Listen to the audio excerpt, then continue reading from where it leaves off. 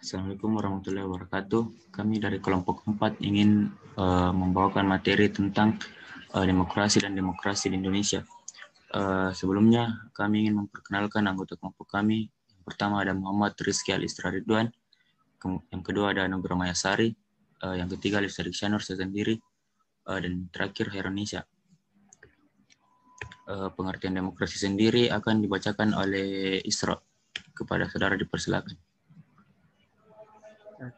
Demokrasi mengandung pengertian 3 hal penting, yaitu pertama, pemerintahan dari rakyat, berhubungan erat dengan legitimasi pemerintahan dan tidak legitimasi pemerintahan di mata rakyat. Yang kedua, pemerintahan oleh rakyat, berarti pemerintahan yang menjalankan kekuasaan atas nama rakyat dan pengawasannya dijalankan oleh rakyat atau lembaga kekuasaan yang ditunjuk pemerintah. Yang ketiga, pemerintahan untuk rakyat adalah suatu pemerintahan yang mendapat mandat kekuasaan yang diberikan oleh rakyat digunakan untuk kesejahteraan mereka. Selanjutnya, hakikat demokrasi. A. Kebebasan menyampaikan pendapat, berkumpul, berorganisasi, kebebasan pers, atau kebebasan individu atau kelompok juga mengakibatkan keterbatasan individu atau kelompok yang diwujudkan dalam rambu-rambu etika dan moral kehidupan. B. Kesederajatan, hak dan kewajiban yang sama, kedudukan yang sama di depan hukum. C. Keterbukaan, kepemerintahan dan langkah-langkah pengelolaan keputusan harus diketahui dan disetujui rakyat. D. Etika dan norma kehidupan harus dijunjung tinggi. Selanjutnya, prinsip demokrasi. A. Pengakuan hak asasi manusia. B. Pemisahan atau pembagian kekuasaan. C. Pemerintahan menurut hukum. D. Jaminan hak individu secara konstitusional termasuk prosedurnya. E. Badan kehakiman yang bebas dan tidak memihak. F. Pemilihan umum yang bebas dan kebersamaan politik. G. Kebebasan mengemukakan pendapat. H. Kebebasan berserikat dan berposisi. I. Pendidikan politik atau kewarganegaraan. Selanjutnya, nilai-nilai demokrasi. Yang pertama, kesadaran akan pluralisme. Yang kedua, musyawarah. Yang ketiga, pertimbangan moral. Yang keempat, pemufakatan yang jujur dan sehat. Yang kelima, pemenuhan segi-segi ekonomi. Yang keenam, kerjasama antar warga, masyarakat, dan sikap mempercayai itikat baik masing-masing. Yang ketujuh, pandangan hidup demokratis yang harus dijadikan unsur yang menyatu dengan sistem pendidikan. Kultur demokrasi sendiri akan dibacakan oleh Heronisha. Adapun kultur demokrasi yang pertama, menyelesaikan pertikaian dengan damai dan sukarela. Kedua, menjamin terjadinya perubahan secara damai. Ketiga, penggantian penguasa secara teratur. Keempat, penggunaan paksaan sesedikit mungkin. Kelima, pengakuan dan penghormatan nilai keanekaragaman. Keenam, menegakkan keadilan. Ketujuh, memajukan iptek. 8. Pengakuan dan penghormatan terhadap kebebasan. Selanjutnya, yakni macam-macam demokrasi. Yang pertama, atas dasar penyaluran kehendak rakyat.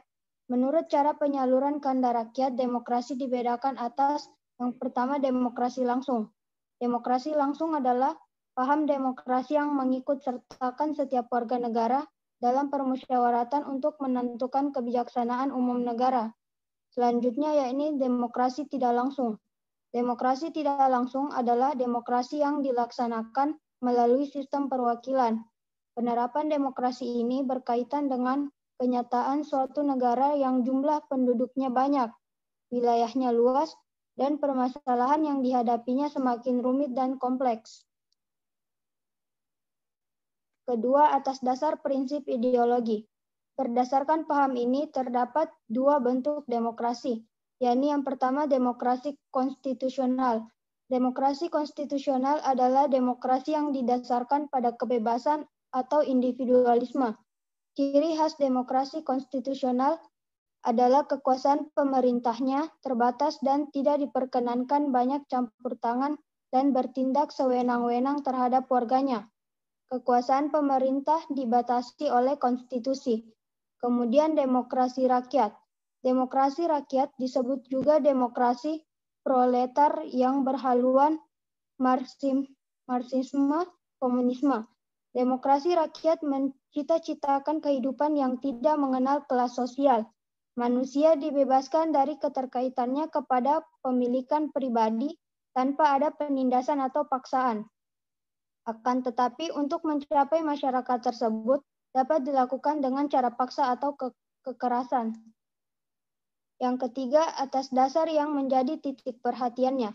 Dilihat dari titik berat yang menjadi perhatiannya, demokrasi dapat dibedakan. Yang pertama, demokrasi formal atau negara-negara liberal adalah demokrasi yang menjunjung tinggi persamaan dalam bidang politik tanpa disertai upaya untuk mengurangi atau menghilangkan kesenjangan dalam bidang ekonomi. Kemudian demokrasi material atau negara-negara komunis adalah demokrasi yang menitik beratkan pada upaya-upaya menghilangkan perbedaan dalam bidang ekonomi, sedangkan persamaan bidang politik kurang diperhatikan dan bahkan kadang-kadang dihilangkan. Yang terakhir, yakni demokrasi gabungan atau negara-negara non-blok, adalah demokrasi yang mengambil kebaikan serta membuang keburukan dari demokrasi formal dan demokrasi material. Kemudian demokrasi di Indonesia. Dalam Undang-Undang Negara Republik Indonesia tahun 1945 tidak penyebutan kata demokrasi secara eksplisit atau tersurat, akan tetapi nilai-nilai demokratis termuat dalam batang tubuh pasal 2 Undang-Undang Negara Republik Indonesia tahun 1945.